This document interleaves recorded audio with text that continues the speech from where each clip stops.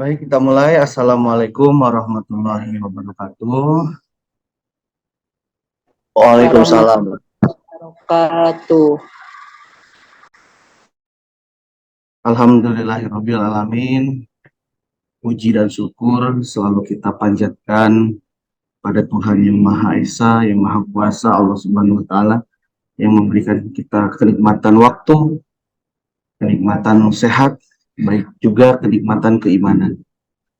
Salawat serta salam selamanya tetap terlimpah curahkan kepada junjungan kita, kepada Nabi Muhammad Sallallahu Alaihi Wasallam serta keluarga dan tabiin tabi'ah, dan semoga kita sebagai umat yang tetap setia sampai dengan akhir zaman. Amin.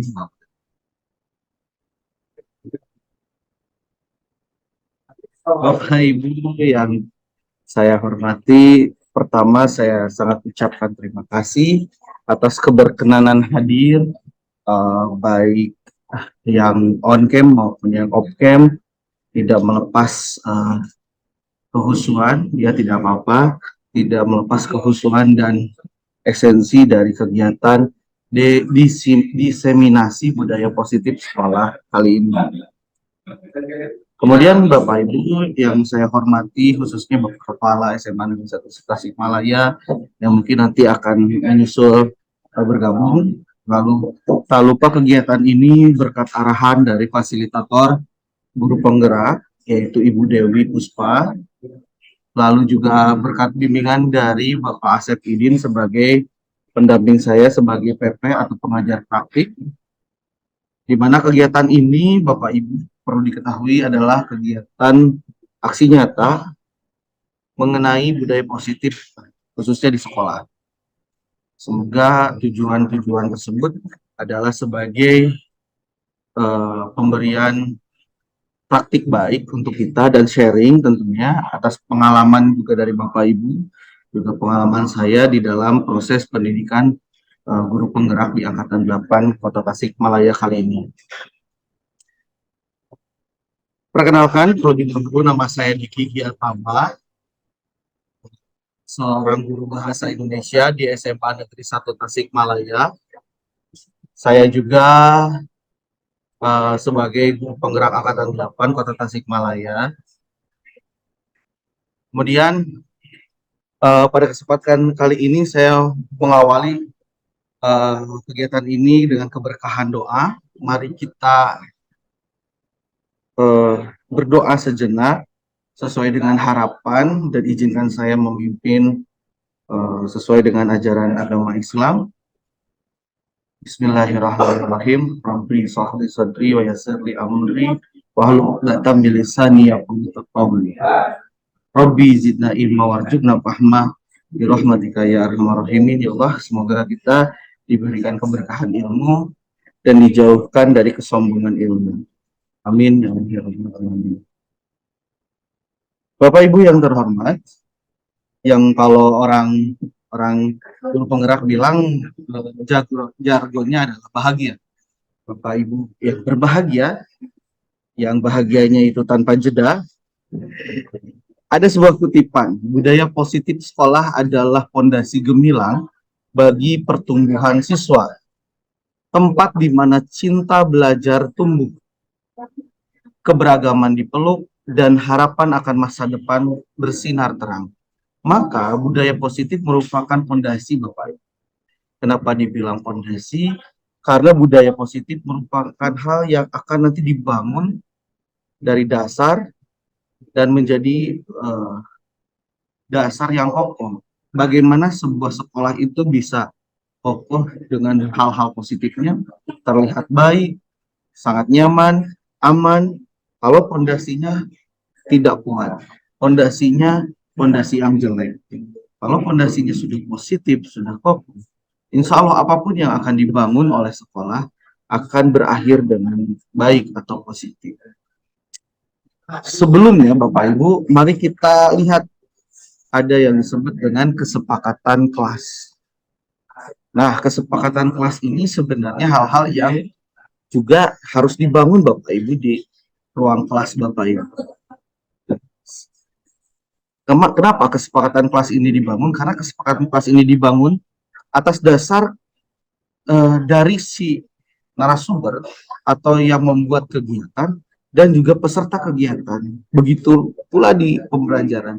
Bagi guru dan bagi peserta didik, keduanya harus berada pada satu frekuensi yang sama, satu tata tertib, satu kesepakatan, keyakinan yang sama. Pada kegiatan kali ini, kita saya mengajukan beberapa kesepakatan kelas. Pertama, tentu saling menghormati. Selanjutnya, aktif dalam berpartisipasi, berpikir kritis, tanggung jawab, kreativitas, dan menghargai waktu. Mungkin Bapak Ibu, apakah ada yang mau ditambahkan atau sudah cukup untuk kesepakatan ini? Maaf Bapak, Ya, Ibu, silakan. kalau kesepakatan kelas ini disampaikan oleh guru bidang studi atau oleh wali kelas, Pak? Oke, baik Bapak Ibu. Baik Ibu Enden, pertanyaan yang bagus. Bisa dibuat berdasarkan ruang lingkup wali kelas, yaitu kesepakatan-kesepakatan yang secara wali kelas, secara kelasnya bentuk. Dan bisa juga dibangun atau dibuat oleh guru mata pelajaran sesuai kebutuhan dari guru mata pelajaran. Bahkan lebih tingginya, bahwa kesempatan kelas itu juga ada di level sekolah.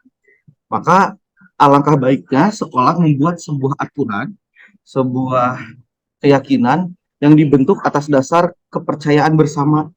Jadi levelnya bisa dari mulai sekolah, dari mulai wali kelas sampai ke bidang mata pelajaran. Ini bisa diterapkan di 3 level itu. Nah, maka ketika itu diyakini oleh kedua belah pihak, maka akan dilaksanakan sepenuh hati, tidak lagi berdasarkan keterpaksaan, Ibu. Seperti itu mungkin Ibu. Jadi bisa pada ranah mapel sesuai dengan kebutuhan mapel, misalnya bahasa Indonesia, menggunakan bahasa yang baik dan benar sesuai dengan ejaannya, sesuai dengan kesantunannya, bisa menambahkan poin itu. Walaupun di wali kelas tidak ada, mungkin wali kelas hanya menyantumkan berperilaku baik. Ya. Jadi kalau di bahasa Indonesia bisa diperinci sesuai dengan keilmuannya bisa. Mungkin seperti itu Ibu. Terima kasih Pak. Ya, kembali. Ada yang perlu ditambahkan mungkin Ibu untuk kesepakatan di kelas kita kali ini? Bergotong royong? Bergotong royong boleh. Kita mungkin harus menambahkan atau mempunyai sifat karakter bergotong royong. Baik di poin 7, nanti kita tambahkan bergotong royong. Ada lagi? Mungkin dari rekan yang lain boleh, kalau speakernya tidak bisa di kolom chat juga boleh.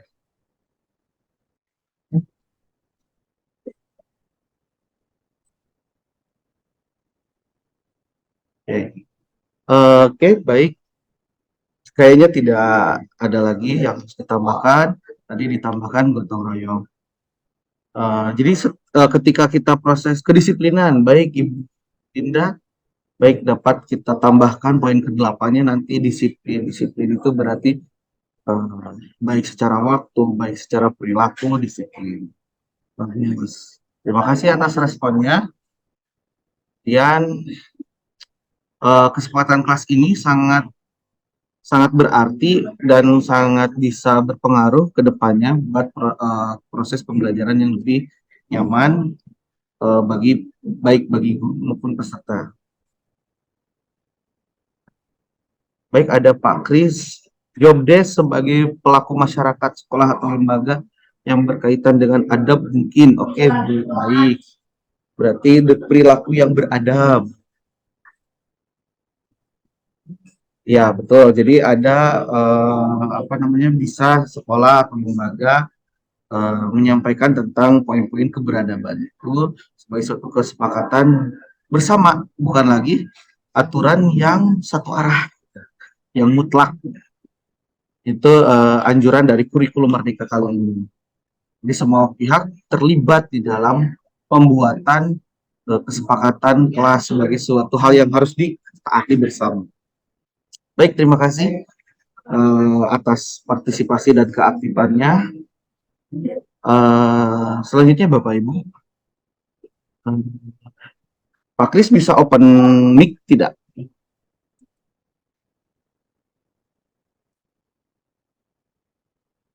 Ada yang mau open mic? Bisa acungkan raise hand atau bisa membuka mic. Saya minta 2 orang untuk open mic, membuka suara. Mungkin ada berkenan. Ya. Ibu Enden satu lagi ada.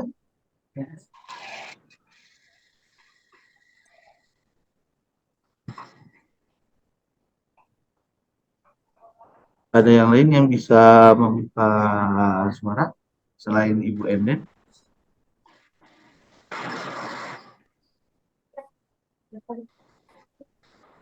Ibu Linda bisa membuka mic? Tidak apa kalau masalah kamera. Suaranya bisa dibuka, bisa bersuara. Bapak Kris, siapa? Atau yang lainnya? Ada yang bisa bersuara? Satu. Sedang di tempat yang ramai. Oke, yang lainnya mungkin yang bisa mengondisikan? Membuka mic satu lagi. Kalau tidak ada, sudahlah. Nanti sama Bu Enden aja. Bu Enden, Bu Enden Ya. memiliki sesuatu ya. Nah, saya ingin mengajak Bu Enden, Mas, tergantung Bu Enden ini terima atau tidak ajakan saya. Bu Enden, Diulang lagi. Oh, Ini suasana sedang piket. Oh, Ya. gini, Ibu Enden. Dekat siap, anak. siap. Diulang. Siap. Kalau Bu Enden itu akan saya coba ajak ke suatu tempat atau mengajak Bu Enden sesuatu. Masalah Bu Enden bersedia atau tidak, ya tergantung Bu Enden sendiri gitu. Saya mencoba mengajak Bu Enden nih ke suatu tempat, yang indah, ke tempat yang nyaman. Misalnya saya ngajak Bu Enden ke Cafe Siloka di Garut. Kira-kira Bu Enden mau nggak kalau saya ajak ke Cafe Siloka hari besok? Oh, di hari Rabu ya. Besok. Rabu kira-kira kita berdua ke. Sudah punya agenda, Pak. Oh, udah punya agenda. Ya. Maaf jaringan. Maaf jaringan. Aduh Bapak Ibu. Sempat terputus. Ya jaringan barusan maaf terputus. Oh. Iya. Ya. Pak Deki. Ya Bu. Ya. Kalau ajakannya ke Garut, di Garut gitu ya. Ke Garut ya. Ibu mau nggak besok gitu? Besok. Secara jujur saya tidak mau. Aduh, nggak apa harus jujur Ibu. Kalau ke Ciamis bukan hari libur. Ke Ciamis atau dekat? Ciamisnya tidak terlalu jauh.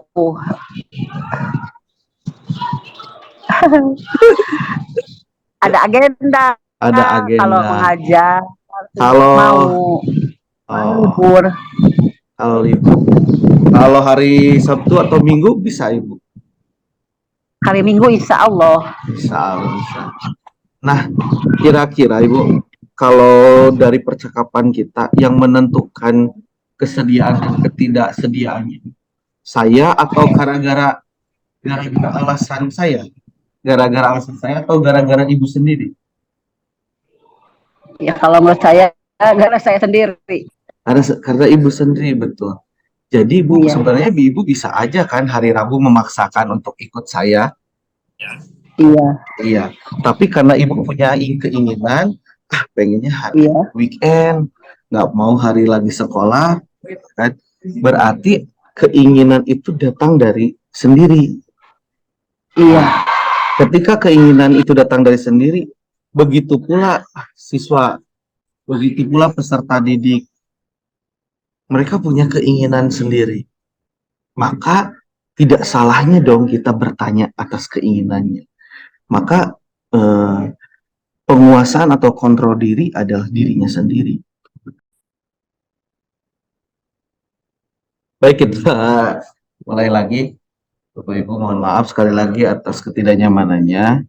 Jadi intinya bahwa tadi kontrol diri itu datang dari mereka sendiri. Artinya kita tidak bisa memberikan keterpaksaan. Atau bahkan di sini Ibu Enden atau guru yang lain, Bapak Ibu yang lain, pernah memberikan sebuah hadiah ke peserta didiknya ketika mendapatkan sesuatu? Pernah. Pernah. Apakah itu bertahan lama ketika dia tidak diberi hadiah lagi? Apakah dia masih semangat, Ibu? Tidak. Iya, kadang-kadang ada siswa ya, Bu, yang gimana ya, yang responnya itu, Ibu atuh mana hadiahnya? Ketika dia berhasil lagi, hasil lagi, dia malah nagih. Ibu atuh hari ini hadiahnya apa? Mana hadiahnya? Jadi mereka ketergantungan. Ketagihan ya. Ketagihan. Atau sebaliknya dihukum apalagi. Akan berdampak pada psikologisnya, ada ketraumaan, dan sebagainya. Jadi, gimana caranya kita sebagai guru tidak berorientasi pada punishment atau reward sehingga mereka tergantung dengan dua hal itu. Tapi bagaimana dia sadar akan dirinya bahwa mereka butuh terhadap proses pembelajaran, terhadap ilmu yang kita berikan. Itu dari apa? Dari kegiatan budaya positif itu tadi, Bapak Ibu. Nah, selanjutnya ada mengenai 5 kebutuhan dasar manusia tadi.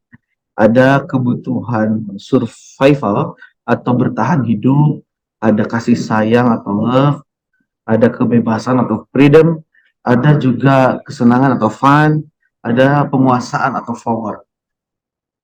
Kebutuhan bertahan hidup adalah kebutuhan yang bersifat fisiologis, kesehatan, rumah, makanan, artinya dia bertahan atas kehidupannya, memenuhi sandang dan pangannya. Kebutuhan perut ya, kebutuhan psikologis dan fisiknya. Lalu ada kebutuhan disayangi dan diterima, cinta tadi loh, bahwa itu kebutuhan antara hubungan koneksi sosial, kebutuhan untuk memberi dan menerima sebuah kasih sayang. Ada perasaan, kalau tadi berkaitan dengan perut, sekarang berkaitan dengan perasaan. Bagaimana dirinya dapat diterima dan menerima. Lalu kebutuhan freedom, kebebasan. Artinya mereka punya kemandirian dan otonomi sendiri, berhak memilih, berhak menerima, berhak menolak, berhak memiliki pilihan. Terus kesenangan. Nah, ketika dia ingin bermain, tertawa, atau minat terhadap suatu hal. Kebutuhan penguasaan, artinya kebutuhan untuk mencapai sesuatu, target, terus ambisi yang dia inginkan, kompetensi, keterampilan, prestasi. Artinya ada tujuan, kepuasan yang ingin dia dapatkan dari hasil penguasaan itu. Artinya ingin menguasai sesuatu. Nah, 5 kebutuhan ini akan ada di setiap manusia, termasuk di peserta didik kita tentunya ketika mereka juga membutuhkan kehidupannya. Dia juga membutuhkan kasih sayang, mereka juga membutuhkan kebebasan. Makanya sekarang ada istilah kurikulum merdeka. Bukan berarti bebas dalam artian seenaknya, tapi merdeka di sini adalah terpenuhi kemandiriannya, terpenuhi pilihan-pilihan yang bisa dia lakukan, tidak terfokus pada satu hal yang mutlak. Terus kesenangan, dia belajar dengan bahagia, tidak tertekan, tidak terpaksa, gitu, penuh dengan kebahagiaan. Dan dia penguasaan, artinya dia mampu menguasai keterampilan-keterampilan yang kita berikan. Walaupun ada tingkatannya, ada yang sangat mahir, ada yang cukup mahir, ada yang belum mahir. Nah, itu bagaimana kita menyikapinya saja. Baik, ini ada kasus nih. Siapa yang bisa jawab? Ini bisa lewat chat juga, bisa lewat chat juga. Apa namanya? Pertama, Dinda, seorang anak kelas 3 SD, begitu tiba di rumahnya dia ngadu, nangis ke orang tuanya. Yang pertama, si Dinda ngomong gini, Bu. Anak ini tuh ngomong gini ke orang tuanya. Ibu guru bilang, aku tidak boleh bersenandung sewaktu mengerjakan tugas. Katanya kelas harus tenang, tidak ada suara. Kan nggak seru ya jadinya. Kira-kira ada yang bisa jawab nggak, boleh di kolom chat atau bersuara di mic? Kira-kira kebutuhan apa yang Dinda butuhkan pada percakapan curhatnya pada ibunya? Ibu guru bilang nggak boleh bersenandung, harus tenang. Kan nggak seru. Ada yang bisa jawab? Kebutuhan apa yang diperlukan oleh Dinda dengan curhatan seperti itu kira-kira?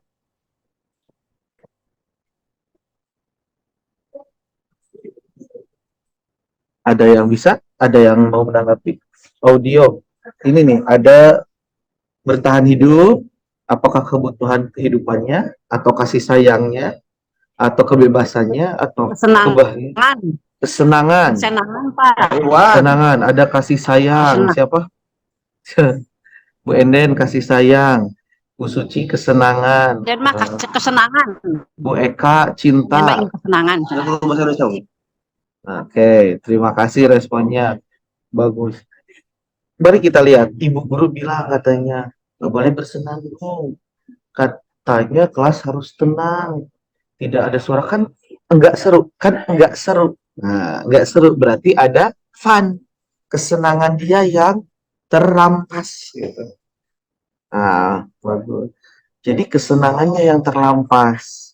Kebutuhan yang dia butuhkan adalah kesenangan. Sekarang, yang kedua, ibu guru tidak menyapaku hari ini padahal aku pakai jepit rambut yang baru. Kebutuhan apa kira-kira? Dia marah karena tidak diperhatikan. Kebutuhan apa kira-kira yang dia perlukan, Bapak Ibu? Kasih sayang gitu Pak ya. Kasih sayang, rasa diterima, Ibu Mina, betul. Loving atau kasih sayang atau rasa untuk diterima. Aku sebel, gambarku tidak rapi. Malah ibu guru nunjukin ke teman-temanku, kan jadi malu. Apa kira-kira itu? Jadi jelek gambarnya, malah ditunjukin sama teman-teman, kan jadi malu. Dia gagal, gambarku tidak rapi, katanya sebel. Kebutuhan apa yang dia hilang, Bapak? Yang bisa, yaitu kebutuhan penguasaan. Nah, dia tidak punya penguasaan di bidang gambar, sehingga dia sebel. Lalu terakhir, aku bosen. Masa belajar cuma gitu-gitu aja, dengan ibu guru aja. Berarti itu dia membutuhkan,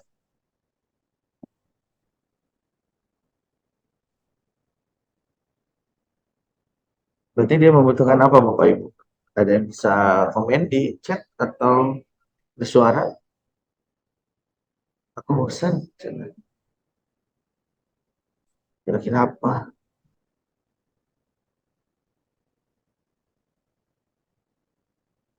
Ya butuh. Apa ya Pak, kebebasan gitu Pak. Betul, Bu. Freedom, kebebasan. Makanya ada istilah kalau belajar itu tidak mesti harus terus di kelas. Ada kalanya mungkin kita moving keluar kelas, ada suasana baru, sehingga mereka memiliki kebebasan, tidak jenuh di satu lokasi. Nah, itu salah satu hal-hal tentang kebutuhan peserta didik. Ketika kita merespon beberapa kalimat dari peserta didik, kita bisa mendapatkan kebutuhan apa sih yang dibutuhkan oleh peserta didik. Ketika kita masuk ke kelas, ada siswa yang bilang, aduh Bu, gerah, ini ada kebutuhan yang dia inginkan. Aduh Bu, bosan, dan seterusnya. Lanjut. Iya. 5 posisi kontrol. Ada sebagai penghukum, pembuat merasa bersalah, ada sebagai teman, ada yang sebagai pemantau, ada yang sebagai manajer. Tentu mungkin ada yang sudah melihat Bapak Ibu berposisi di sebelah mana ya ketika menghadapi peserta didik. Apakah menjadi seorang guru yang penghukum, atau membuat merasa bersalah, atau justru menjadi seorang teman atau pemantau atau manajer. Kita lihat apa posisi kontrol tersebut. Satu, penghukum. Seorang penghukum bisa menggunakan hukuman fisik atau verbal. Hati-hati, kebanyakan justru di kita sebagai guru secara tidak sadar menjadi penghukum verbal. Itu yang paling, mungkin fisik sudah tidak ada, tapi verbal itu kadang-kadang secara tidak sadar, kamu bodoh, kamu tidak bisa, ya, dasar kamu.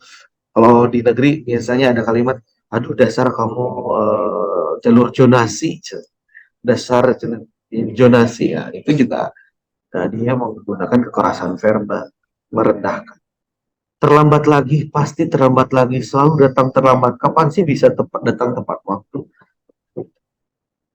Sambil melotot, sambil menunjuk, merendahkan harkat martabatnya. Nah, nanti biasanya dihukum. Dia terlambat harus lari keliling lapangan, harus misalnya membersihkan eh, tempat itu dengan satu pihak. Misalnya ketika si Nobita ini terlambat, kata gurunya, Nobita, bersihkan WC. Tanpa ada jawaban dari Nobita atau keberterimaan dari Nobita, ya menurut saja akan muncul rasa takut. Ketemu kita itu jadi takut. Lalu ada juga membuat merasa bersalah. Nah, ini seolah-olah gurunya lembut, padahal dia memberikan uh, psikis yang lumayan kepada peserta didik. Adi, kamu ini bagaimana ya? Kamu sudah berjanji dengan ibu tidak akan terlambat lagi. Kamu kenapa ya? Senang sekali ya mengecewakan ibu. Nah, seringkali kita tidak sadar membuat siswa merasa bersalah. Kamu tidak kasihan ya sama ibu, bisa kayak gitu. Atau kamu tidak mau yang membantu bapak. Tolonglah jangan nanti bapak dimarahin sama pak kepala. Itu kan membuat rasa bersalah. Seolah kita dimarahin itu ya karena si anak itu, sehingga anak merasa sedih, merasa kecewa sama dirinya. Nah, itu yang kadang kita tidak sadari. Nah, ini yang sering muncul, yaitu guru sebagai teman. Sekilas memang baik, karena kita bisa masuk ke dalam dunia peserta didik. Tapi tindak lanjut dari itu, mungkin di sini juga ada yang mau sharing pengalaman, boleh. Bahwa ketika jadi teman, kelama-lamaan, siswa merasa tidak ada jarak. Lalu dia lebih berani, dan dia mulai keluar dari batasnya, menyepelekan, lah tenang saja, ada Pak Deki ini hari ini tugas santai, nanti juga bisa diperingan, nanti juga bisa lobby. Jadi tidak ada penghargaan bagi kita, yang ada adalah penyepelean. Nah, itu yang harus hati-hati ketika kita berada pada posisi sebagai teman. Jangan sampai ada perendahan dari peserta didik terhadap kita, karena seolah-olah santai saja, kita kan udah friend gitu ibaratnya kayak gitu. Kemudian ada juga pemantau. Nah, pemantau ini yang setiap bertemu dengan peserta didik itu membawa catatan. Kamu sudah 5 kali dengan ibu terlambat. Kamu sudah sekian kali. Ini silahkan daftar, ini pelanggaran yang kamu lakukan. Formatif itu, kaku. Kamu harusnya tanggal ini selesai. Kenapa kamu sudah, tapi kamu udah lewat sekian hari dan sebagainya. Ya sifatnya dia pemantau, mengkoreksi. Nanti sekuensinya apa?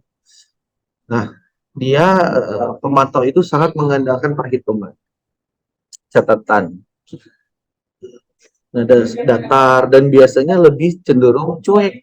Ada guru-guru yang cuek, yang penting mah dia hadir terus, selesai. Yang penting tugas-tugasnya kumpul, selesai. Tanpa tidak tahu proses belajarnya seperti apa. Lalu juga ada yang manajer. Nah, ini manajer ini posisi di mana menjadi pencari solusi bersama dengan peserta didik. Nah, ini yang sangat direkomendasikan di dalam pendidikan saya kemarin, bahwa alangkah baiknya Bapak Ibu kita bisa memposisikan diri sebagai manajer tanpa memandang total semua yang empat tadi itu salah semua. Ada kalanya kemarin saya sempat diskusi ketika ruang kolaborasi, ada kalanya kita mungkin harus berposisi sebagai teman, ada kalanya kita berposisi sebagai pemantau, ada kalanya kita berposisi sebagai penghukum. Namun penghukum yang lainnya itu berpotok pada sistem manajer itu. Jadi ini adalah posisi yang paling menyakup semuanya. Penghukumnya kayak gimana sih Pak Diki? Kan nggak boleh menghukum. Bukan penghukum dalam artian mutlak. Tapi tadi kita kan pernah di awal membuat sebuah kesepakatan, Bapak Ibu. Kesepakatan kelas itulah yang menjadi acuan Bapak Ibu untuk mendiskusikan, bukan memutuskan. Mendiskusikan dengan peserta didik, dengan orang bersangkutan, solusi dan sekuensi apa yang akan dijalani berdasarkan kesepakatan bersama. Sehingga ada pelajaran yang didapatkan.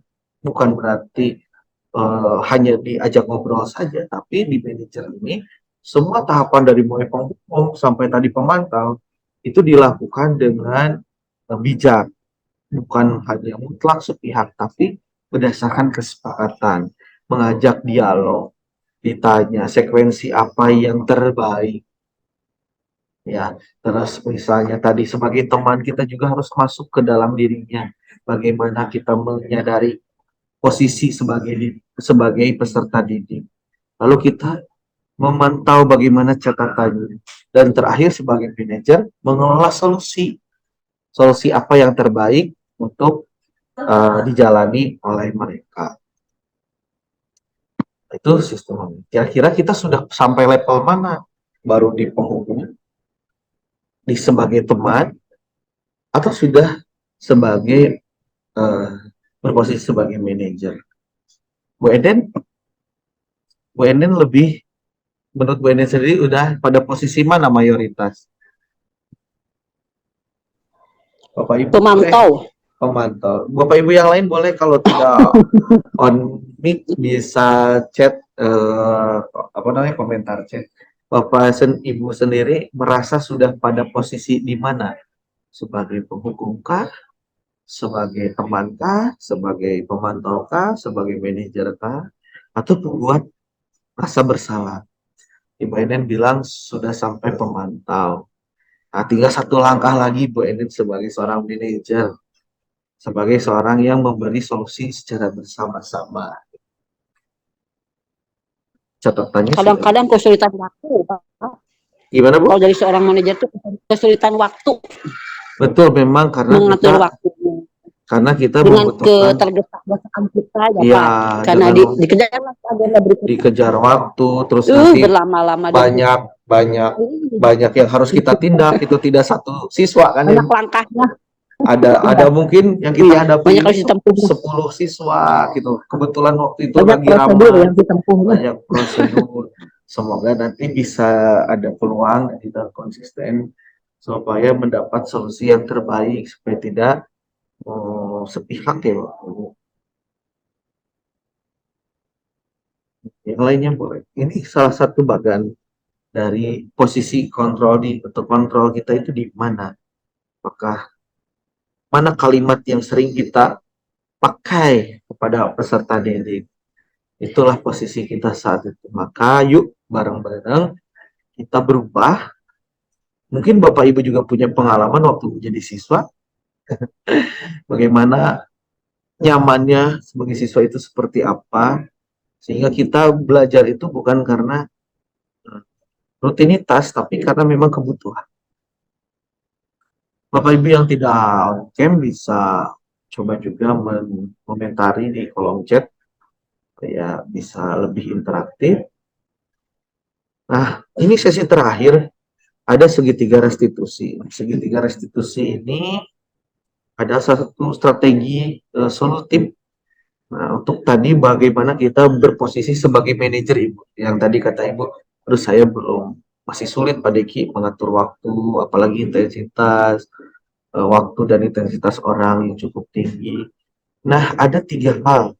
Pertama, kita menstabilkan identitas. Kedua, kita validasi tindakan yang salah. Ketiga, menanyakan tentang keyakinannya. Ada beberapa contoh-contoh kalimat. Misalnya seperti ini. Menstabilkan identitas. Ketika ada siswa yang melakukan kesalahan, mengubah identitas anak dari orang yang gagal karena melakukan kesalahan menjadi orang yang sukses. Jangan malah kita ketika menghadapi siswa, "Dah kamu ubah." Nah, orang sudah suka kayak gitu. "Dah kamu ubah."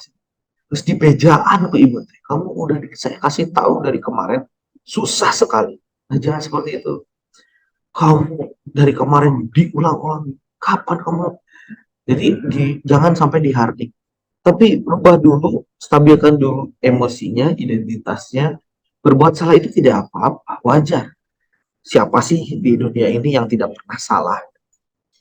Bapak Ibu tidak tertarik untuk mencari siapa yang salah. Tapi saya, atau Bapak atau Ibu ingin mencari solusi dari permasalahan ini. Jadi coba dulu jangan berposisi menyalahkan.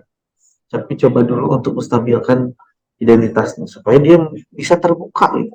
Kalau belum apa-apa sudah dihardik kan malah jadi takut, malah jadi tidak jujur. Lalu di tiga restitusi ini yang kedua ada validasi tindakan yang salah. Tindakan guru dengan memvalidasi sikap yang tidak baik seperti bertentangan dengan aturan yang ada. Namun sebetulnya tujuan yang dimaksud oleh guru memahami alasan. Jadi mencari alasan kenapa sih dia melakukan gitu, kenapa sih dia terlambat. Jangan sampai kita menghukum atau misalnya memberikan penjelasan, ini anak terlambat pasti salah. Belum tentu, mungkin dia membantu orang lain ketika di jalan ada orang kecelakaan dia bantu. Tapi terkadang kita dibutuhkan sangat tegas, maka posisi mana yang seharusnya kita bertindak? Posisi suci, betul. Betul, tadi di manajer itu bukan berarti meniadakan posisi kita yang lain, tapi mencoba bijak. Tegas itu dalam artian bukan berarti harus keras, Ibu Suci. Tegas di sini adalah memberikan solusi terbaik. Jangan sampai kita memberikan sekuensi yang malah tidak berdampak, yang ada malah menimbulkan kekesalan, dendam.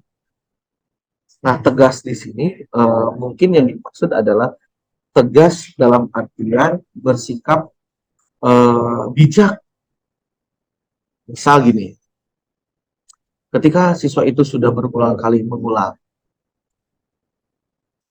kita coba pahami apa yang dia validasi, apakah betul alasannya mau menolong orang, ternyata dia bohong.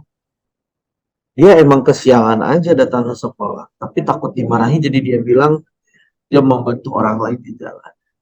Nah, di sanalah kita harus tegas.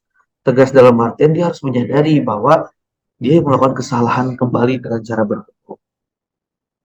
Gitu. Tegas di sana bukan berarti harus keras. Nah, tapi tegas di sana kita harus sesuai dengan aturan. Makanya di sana validasi menyampaikan bahwa tindakan guru memvalidasi sikap yang tidak baik seperti bertentangan dengan aturan. Kita harus tetap ajeng pada aturan yang kita sudah sepakati tadi. Maka caranya adalah kamu pasti punya alasan mengapa. Kamu boleh mempertahankan sikap itu, tapi kamu harus menambah sikap yang baru. Atau kalau kita lebih sederhananya gini, adakah kesepakatan yang kamu sudah langgar? Kenapa kamu bisa seperti itu? Lalu bagaimana kamu memperbaiki kesepakatan itu? Kamu ini sudah terlambat. Nah, untuk memperbaiki itu bagaimana? Nah, biasanya sekolah kan sudah punya aturan tangganya. Ada yang eh, tahap 1 pembinaan mandiri individu, ada tahap 2 udah ada pendampingan dari wali kelas dan guru BK, ada tahap 3 visitasi, tahap 4 apa namanya penyerahan kepada orang tua untuk memberi evaluasi diri, tahap 5 mungkin dengan psikolog dan lain sebagainya sesuai dengan kebutuhan pelanggaran yang kita hadapi karena kan berbeda-beda. Biasanya kan minimal sampai sudah ada pendampingan BK, wali kelas, dan visitasi. Itu sudah cukup. Jangan sampai kita belum melakukan itu, sudah mudah keras gitu dengan alasan tegas. Mungkin seperti itu Bu Suci. Tanpa melakukan tahapan, kita langsung keras gitu. Bukan berarti keras gitu tegas. Mungkin itu ya, semoga bisa menjawab.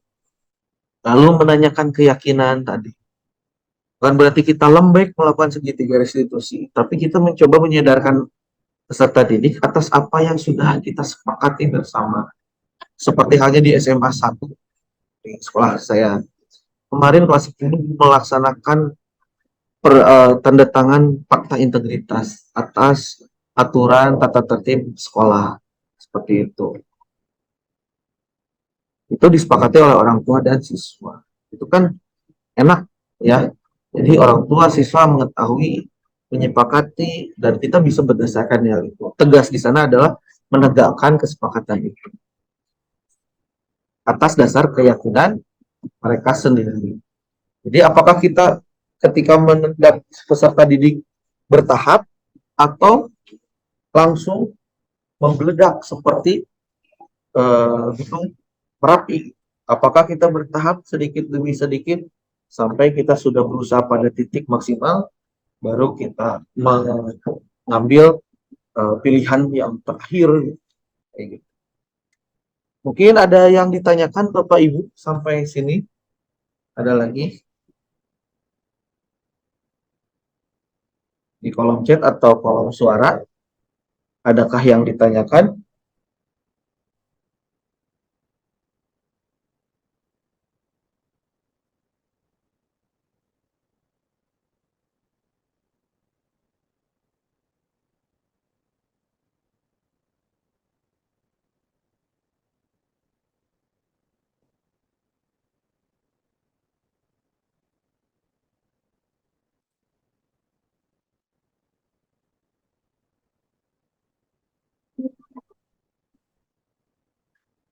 Baik, kalau tidak ada yang ditanyakan atau ada yang di kolom chat, boleh chat pertanyaan.